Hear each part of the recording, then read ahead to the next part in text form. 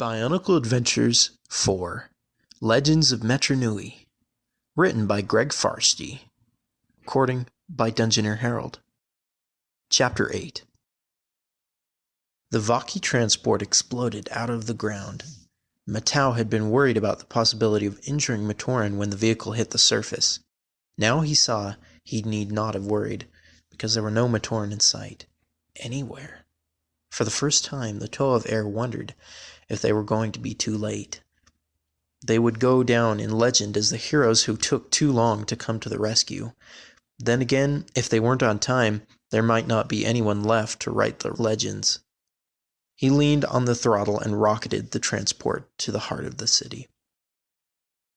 Up front, Winua collapsed, exhausted. He had never felt such complete and utter fatigue in his whole life, but it was a good feeling. It meant he had done his job and come through when the Toa needed him most. Maybe he could do this job, after all. Anawa leaned forward. "Hey, Glowhead." Winua turned to look at him, bracing for another one of Anawa's insults. But instead the Toe of Stone held out a hand and said, "Well done, my brother." Both Toa smiled and clinked their fists together. Further back, Vakama was absorbed in mask making once again.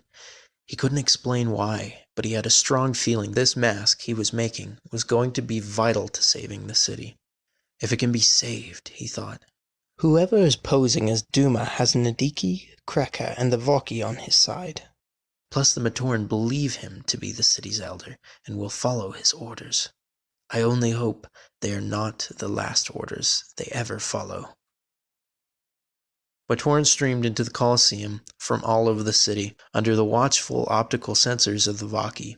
Most looked confused, some looked worried, but a few were simply happy for a break from work. All of them had come in response to Tragaduma's call. They had no idea what had prompted the citywide alert, but they were sure it was nothing that Duma could not handle.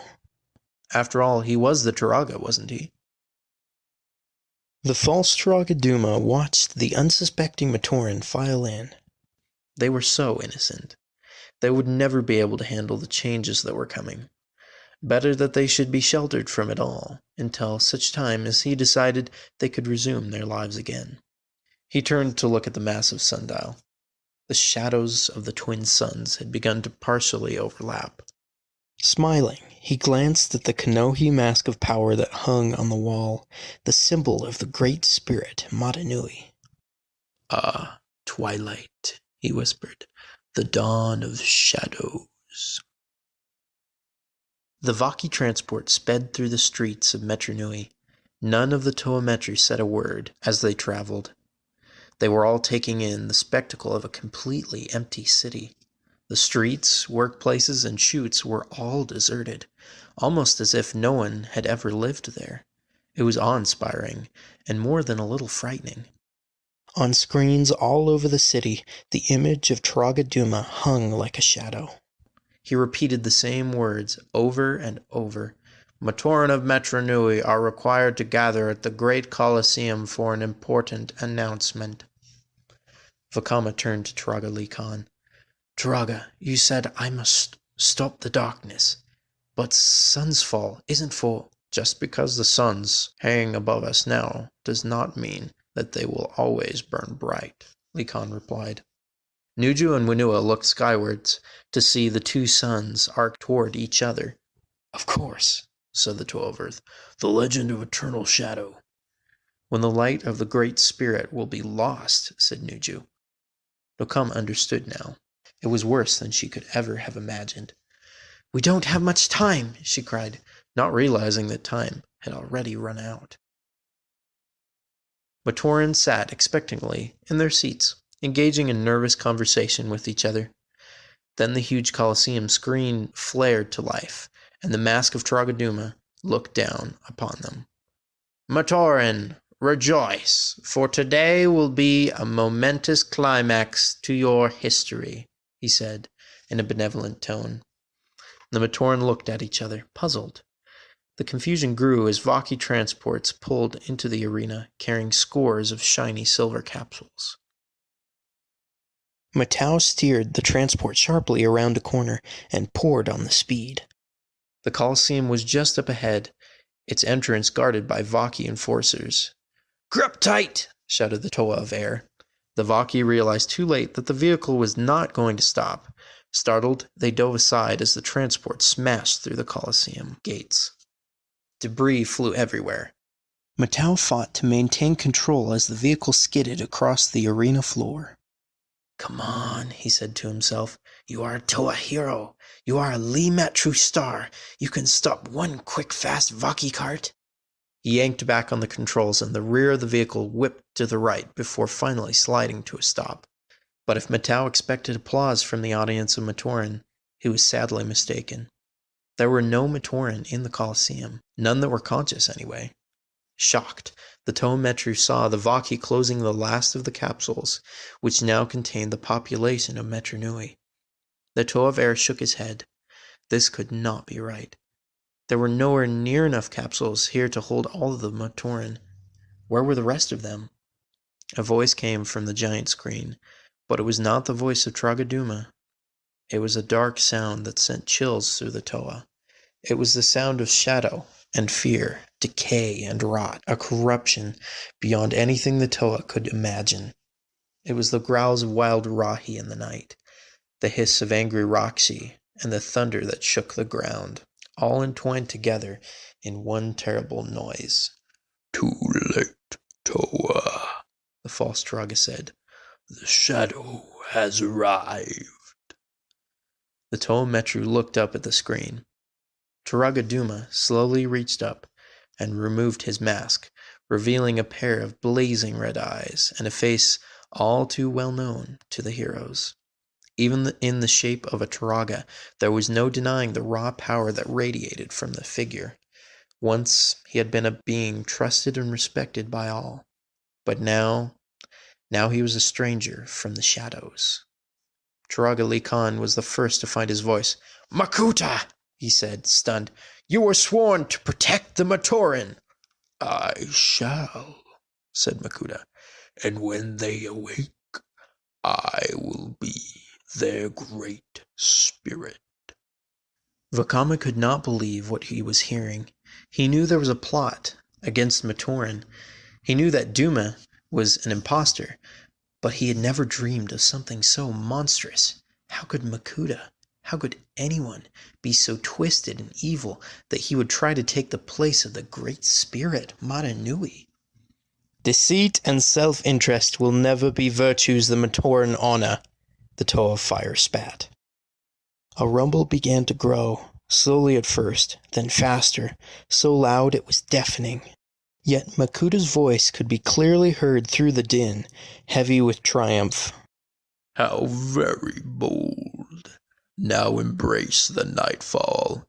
Even the great spirit will soon sleep." The Toa and Traga lifted fearful eyes to the sky. A darkness passed over them, cutting off the light. Shadow reached down like a great hand to seize Metru Nui, engulfing the city in an all-consuming blackness. Midday had become midnight. Forked lightning bolts stabbed down from the Coliseum's energy pylons. The ground shook violently as a spiderweb of cracks appeared in the walls. A great fissure appeared in the floor of the arena, racing toward the heroes. The legend of eternal shadow had come true. The end of all was near. Only the Vaki, heartless machines that they were, seemed unfazed by the disaster unfolding around them. Optical receptors aglow in the darkness, they marched toward the Toa's vehicle. Makuta obviously intended that there would be no loose ends left behind. But worrying about their own safety was the last thing on the minds of the Toa. "We must find the Matoran!" yelled Vakama. "Whenua!" Whenua nodded and concentrated as never before. His mask of power glowed as brightly as the sun, its light piercing the ground. Suddenly he was able to see through solid matter. His vision extended down into a storage hold far beneath the Coliseum. Vaki enforcers were busy stacking silver cylinders on huge metal racks that stretched from floor to ceiling. "Below the Coliseum," said Whenua. The Toa of Air slammed on the controls, throwing the transport into high gear. Vaki went flying as the Toa headed for an underground access tunnel. One Vaki managed to recover in time to leap and dig its tools into the rear of the transport. slowly starting to climb toward where the Toa sat. Nokama turned and spotted the unwelcome guest. With a quick swipe of her Hydra blades, she sliced off that section of the transport, sending the Vaki tumbling away. Makuta triggered the controls that caused Dume's box to ascend. The energy pylons bent to his will, sending their lightning discharges into his body. He hungrily absorbed the raw energy into himself until it became too much for the frail form of a Turaga to bear. The moment he had waited for, the moment of transformation, had arrived. The transport roared through the tunnel. 3 Vaki leaped from above as it passed, landing on the roof of the vehicle. They immediately began pounding with their tools to gain access. Inside the cockpit, Metru flipped a lever. The transport's legs extended, lifting the vehicle up high. A second later, a low bridge stripped the Vaki off the top and sent them tumbling to the ground. The transport slid to a stop in the middle of the storage facility. The Toa disembarked to view a horrifying sight. All around them were the silver spheres, stacked as high as the eye could see. Each one contained a Matoran who not so long ago had been laughing, working, playing. Nokama peered inside one of the spheres. The Matoran within slept an unnatural sleep, eyes dark, heart light faintly pulsating. He was still alive, at least, but trapped in a slumber which, for all the Toa knew, was endless. "Can we save them all?" she asked. "Time is too short," replied Vakama. "But if we save a few, we save hope for all." The Toa hurriedly loaded 6 spheres into the transport, all the while watching for Vaki. They could not know what was happening up above, but in their hearts they knew Makuta would not let them escape without a fight. "Let's get them to safety," said Vakama. High above the Coliseum, Makuta now reigned supreme. His frail Turaga form had been replaced by a swirling vortex of dark energy. The energy pylons continued to pour bolts of lightning into his new shape, feeding him the power he craved. Makuta's red eyes gleamed in the center of the shadow. Nivok circled the vortex, careful not to come too close. His caution was wasted as a black tendril of pure energy reached out and dragged him into the swirling mass of darkness. Hidden by the shadows, the Vaki transport accelerated away from the Coliseum. Metru struggled to keep the vehicle on the road as earth tremors rocked the city. Towers crumbled and chutes buckled and fell as they raced toward Metru. Suddenly, Kreka and Nadiki were flanking the vehicle in their flight mode. Before any of the Toa could react, they had morphed back into their normal shapes and leaped into the vehicle. Kreka grabbed Metru, fighting him for control of the transport. "Time for a new driver," shouted the Dark Hunter. Nadiki ignored the Toa and made straight for Likan, his eyes filled with hate. "Toa or Turaga, Likan, your fate shall be the same." Nadiki launched an energy web at the Turaga, only to watch astounded as it slowed and then stopped in midair. Nearby, Nuju's mask glowed as he used his telekinetic power to halt the net. Now it was Anawa's turn. He focused his power of mind control on Kreka, taking over the body of the Dark Hunter. Under Anawa's direction, Kreka whirled and grabbed hold of Nadiki. "Get off!" shouted Nadiki. "My thoughts exactly," Anawa muttered.